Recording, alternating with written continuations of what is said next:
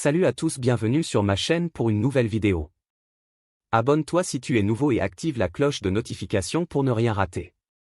Reste jusqu'à la fin de la vidéo pour découvrir les dernières infos du football. Le mois de mai nous offre un spectacle grandiose dans le monde du football, aussi bien sur le sable que sur les pelouses européennes. Ce jeudi, dans le cadre du mondial de beach soccer 2026 aux Seychelles, l'équipe nationale du Sénégal a livré l'un des plus grands matchs de son histoire. Face à l'Italie, vice-championne du monde, les Lions ont décroché une victoire magistrale, 4-3 après prolongation, qui leur ouvre la porte des demi-finales. Une performance héroïque, pleine de caractère, de talent et de sang-froid, qui place cette génération sénégalaise un peu plus dans la légende. Dès les premiers instants, le ton était donné. Sur une erreur grossière du joueur italien Josep Junior Gentilin, Mandione Diagne sert parfaitement Mamour Diagne, qui ouvre le score d'une tête imparable. Un départ idéal pour les hommes d'Oumar N'Gala Sylla. Mais ce n'était que le début d'un affrontement haletant, tendu, où chaque ballon joué avait le poids d'un destin. Si le premier tiers-temps fut relativement équilibré, les deux gardiens italiens ont dû s'employer pour repousser les tentatives d'Amar San et Sanoulé Thiaw. En face, Alseny Ndiaye, légende vivante du beach soccer sénégalais, réalisait des arrêts décisifs pour maintenir son équipe devant. La rencontre a pris une autre dimension dans le second tiers-temps. L'Italie, piquée dans son orgueil, a rapidement égalisé par l'intermédiaire de Fazzini, avant de prendre l'avantage grâce à une subtile déviation de la tête de Zurlo. Menés 2-1, les Sénégalais n'ont jamais paniqué. Bien au contraire. Portés par une confiance collective et un mental d'acier, ils sont revenus au score sur un pénalty transformé avec sang-froid par Sanoulé Thiaw. Puis, à un moment clé du match, Ousseynou Faye, le deuxième gardien, entre en jeu. Il ne se contente pas de défendre les cages, il marque, dans un angle fermé, un but somptueux, qui relance tout le peuple sénégalais. 3 partout. Le suspense est total. Les minutes suivantes sont tendues, irrespirables. Chaque attaque peut faire basculer le match. Les Sénégalais poussent, dominent, multiplient les frappes, mais les gardiens italiens répondent présents.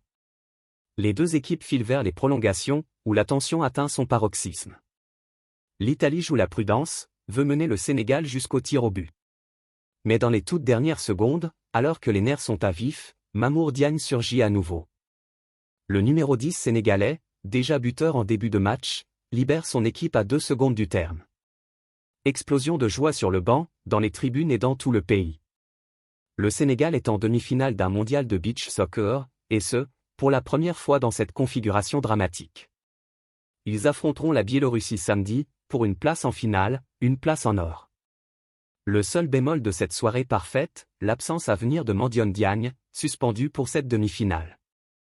Mais quand on a le cœur, l'envie et le talent de cette équipe, rien n'est impossible. Pendant que le Sénégal brille au soleil des Seychelles, en Europe, la nuit a été tout aussi mouvementée. 3 clubs anglais ont validé leurs billets pour les finales des compétitions UEFA. En Ligue Europa, Manchester United et Tottenham s'affronteront dans une finale 100% anglaise, qui se jouera à Bilbao le 21 mai. Une affiche de prestige entre deux géants du football britannique, en quête de rédemption après une saison nationale compliquée. Manchester United, emmené par un Mason Mount en grande forme, a surclassé l'Athletic Bilbao sur l'ensemble des 2 matchs. Après une victoire éclatante 3-0 à l'aller, les Red Devils sont confirmés à Old Trafford par un nouveau succès 4-1. Les Basques, malgré l'ouverture du score de Jorge Gisard, ont cédé sous les assauts répétés de Mount, Casemiro et Eugelin. Tottenham, de son côté, n'a pas tremblé en déplacement à Bod, en Norvège. Solides et disciplinés, les hommes d'Ange Postecoglou ont d'abord résisté aux attaques locales avant de faire la différence en seconde période. Romero prolonge un corner de la tête, Solanke marque, puis Pedro Porro achève le travail avec un centre-tir imparable. Les Spurs filent eux aussi vers Bilbao avec l'ambition de décrocher un 3e trophée européen, le premier depuis 1984. Et ce n'est pas tout. En Ligue Europa Conférence, Chelsea a rejoint la finale. Vainqueur 4-1 en Suède, les Blues ont fait le nécessaire à domicile, grâce à un but de Kiernan Dewsbury-Hall. Enzo Maresca, malgré une saison difficile en championnat, tient peut-être son premier titre en tant qu'entraîneur. L'équipe, jeune et remaniée, a montré une vraie maîtrise. En finale, Chelsea retrouvera le Betis Séville, qui s'est imposé en prolongation contre la Fiorentina. Après un nul 2-2 en Italie, les Espagnols ont validé leur billet pour la toute première finale européenne de leur histoire. Un exploit retentissant, rendu possible par un but d'Anthony et un mental d'acier. Ces deux finales européennes seront à suivre avec attention, Manchester United contre Tottenham, le 21 mai à Bilbao, et Chelsea contre le Betis Séville, le 28 mai à Wrocław, en Pologne. Deux matchs qui pourraient offrir à l'Angleterre un doublé continental historique. Entre les exploits du Sénégal sur le sable et la suprématie anglaise sur le continent européen, le football nous offre un mois de mai absolument exceptionnel. Et ce n'est peut-être pas terminé. L'histoire continue de s'écrire, match après match. Si tu as aimé cette vidéo, n'oublie pas de mettre un pouce et de t'abonner à la chaîne pour ne rien rater de l'actualité du football.